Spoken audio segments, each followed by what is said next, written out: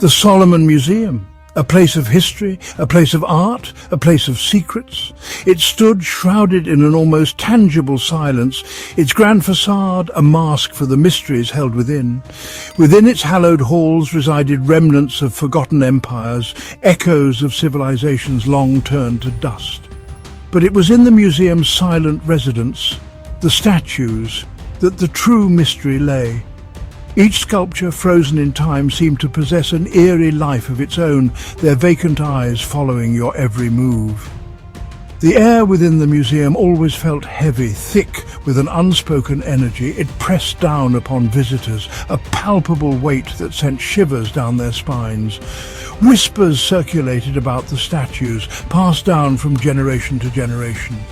Legends spoke of a curse, a dark power that resided within the sculpted forms of the museum's female figures. It was said that these statues, crafted by master artisans centuries ago, were more than just inanimate works of art. They were vessels imbued with a strange and terrible magic.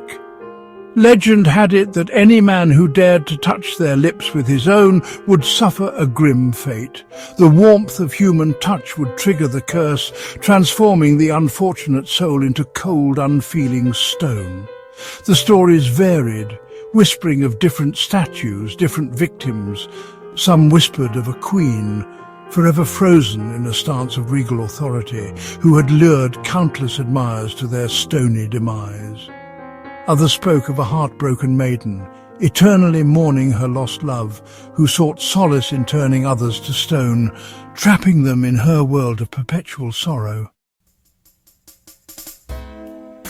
But of all the statues rumoured to possess this chilling power, none were as feared as Sara.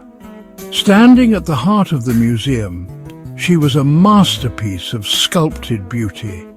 Her marble skin seemed to glow with an internal light.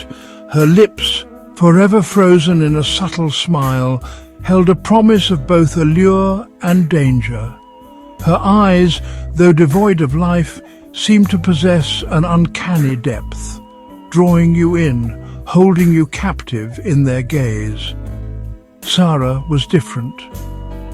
The other statues were said to have been cursed, their powers an unintended consequence of their creation. But Sara, the whispers claimed, was different. It was said that she had been sculpted from a unique type of marble, a stone infused with a dark and ancient magic. This magic, so the legend went, had awakened in Sara a spark of sentience, a cruel awareness that revelled in the power she held over men. One day a young sculptor, his heart filled with passion and ambition, arrived at the museum. His name was Antonio, and he was renowned for his talent, for capturing the essence of his subjects in his work. He was captivated by Sara, her beauty, her serenity, her very essence calling out to his artistic soul. He spent days studying her, sketching her, trying to unravel the secret of her perfection. One night, driven by an irresistible urge, Antonio found himself alone in the museum, standing before Sara. He reached out, his fingers trembling, and touched her cheek. A shiver ran through him, a strange energy flowing from the cold stone into his hand. And then he made a fatal mistake. Drawn by a power he couldn't comprehend, he leaned in and kissed her lips. Antonio slowly started to feel his body turning into stone, and he couldn't move. Antonio became another victim of Sara's spell. He will forever be a stone figure at the Solomon Museum.